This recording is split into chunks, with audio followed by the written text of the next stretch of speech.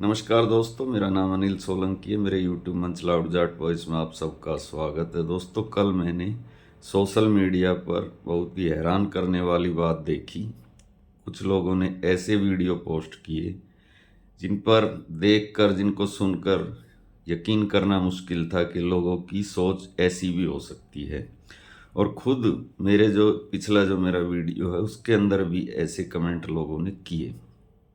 उन्होंने ये कहा कि अभी जो केंद्र सरकार ने यूजीसी का जो बिल अभी पेश किया था और उस पर जो सुप्रीम कोर्ट ने स्टे दिया, उसके अंदर क्योंकि chief justice of India Shri Suryakant ji हमारी जाति के हैं, स्वर्ण जाति के हैं, इसलिए उन्होंने स्टे दे दिया। ये है हमारी पावर, यानी इसको वो अपनी पावर के रूप में कुछ लोग प्रस्तुत कर रहे हैं। तो देखकर मुझे बड़ी हैरानी हुई। जो लोग कल तक मेरे वीडियो में आकर ये कमेंट करते थे कि काका तू हमेशा जाति की बात करता है, कभी हिंदू धर्म की भी बात कर लिया कर, उन लोगों के मुंह से ऐसी हैरान करने वाली बात देखकर और सुनकर मुझे तो यकीन नहीं हुआ कि ये वही लोग हैं जो कल तक धर्म की बात करते थे और आज जब इनके हितों पर हल्का सा स्क्रैच आया तो ये सीधे सीधे जाति पर आ गए। और जाति पर भी इस कदर आ गए कि चीफ जस्टिस ऑफ इंडिया, जो कि गार्डियन है इस देश की डेमोक्रेसी का, उसको भी अपनी जाति से जोड़ दिया। और न केवल जोड़ दिया बल्कि ये तक भी बोल दिया क्योंकि वो हमारी जाति का, इसलिए उसने हमारे फेवर में फैसला दिया है।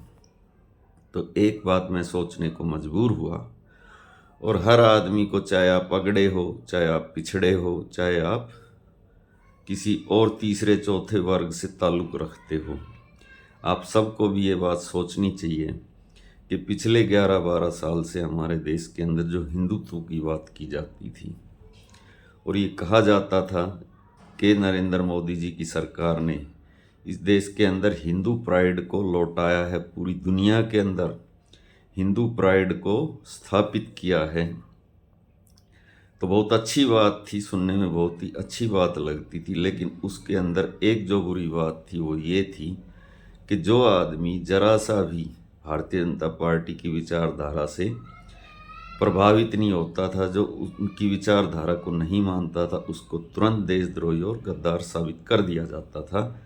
लेकिन इस एक बिल ने, इस इक्विटी बिल, जो इक्विटी कमेटी बनाई थी सरकार ने, इसने ये साबित कर दिया कि जो हिंदुत्व था वो अंदर से कितना खोखला था। वो हिंदुत्व भाईचारे वाला हिंदुत्व नहीं था।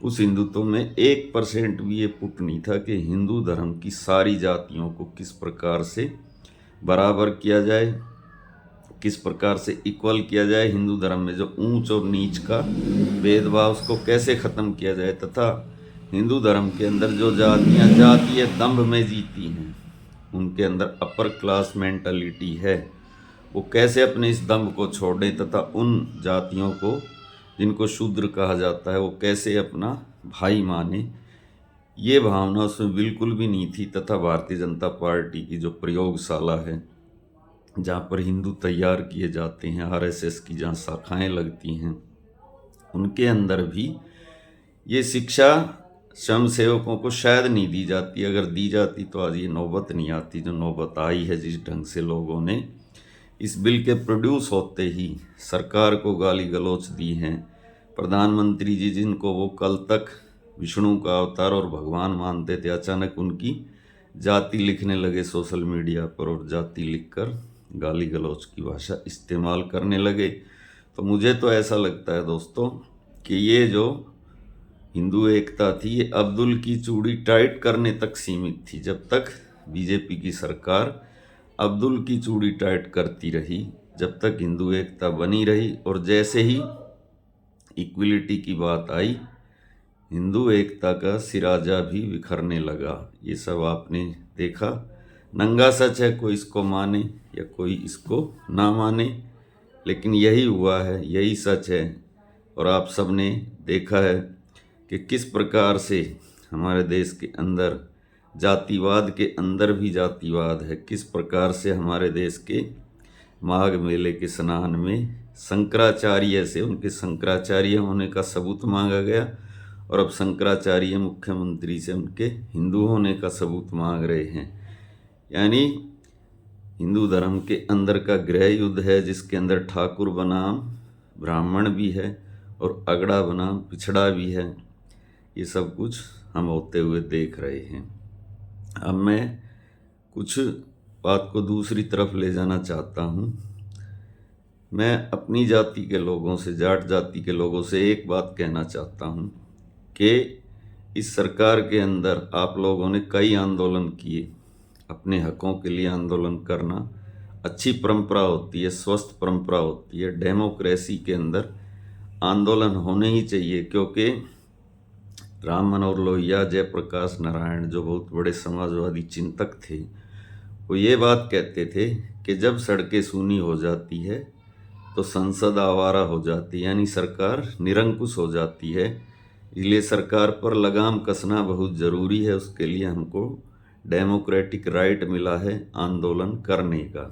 लेकिन जब हमारे समाज के लोगों ने अपने हकों के लिए आंदोलन किए तो उनके ऊपर बहुत सारे लांछन लगाए गए। भारतीय जनता पार्टी के समर्थकों, हिंदूवादी विचारधारा के लोगों ने, उन्होंने ये कहा कि ये लोग हिंदू ही नहीं हैं, ये लोग देशद्रोही हैं, गद्दार हैं, खालिस्तानी हैं, इनके विदेशों से संबंध है, विदेशी फंडिंग इनको मिलती है, ये तक भी कहा गया।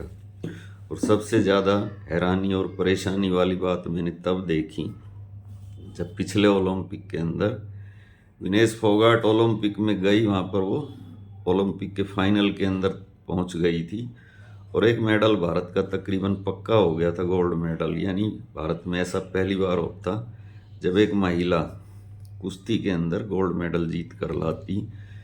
तो बाद में किसी तकनीकी कारण से वो अपना मेडल नहीं जीत पाई, तो इस बात को लेकर भी सोशल मीडिया पर एक जश्न मनाया गया। तब मुझे लगा ये कैसा हिंदुत्व है और कैसा राष्ट्रवाद है जो अपने देश का नुकसान होने में भी खुशी ढूंढ रहा है। तभी मुझे अंदाज़ा हो गया था कि इस हिंदुत्व की पोल एक दिन खुलेगी और वो एक छोटे से बिल से, जो कि एक यूनिवर्सिटी तक सीमित है, उसका असर एक सीमित क्षेत्र तक था। केवल सुप्रीम कोर्ट ने यह आदेश दिया था कि एक इक्विटी कमेटी बनाई जाए और उसी में ये हिंदुत्व का पूरा सिरा जब बिखर गया। और उसी सुप्रीम कोर्ट ने ये हुक्म दिया था सरकार को और उसी सुप्रीम कोर्ट ने इस पर स्टे भी लगा दिया। खैर, ये एक अलग मुद्दा है।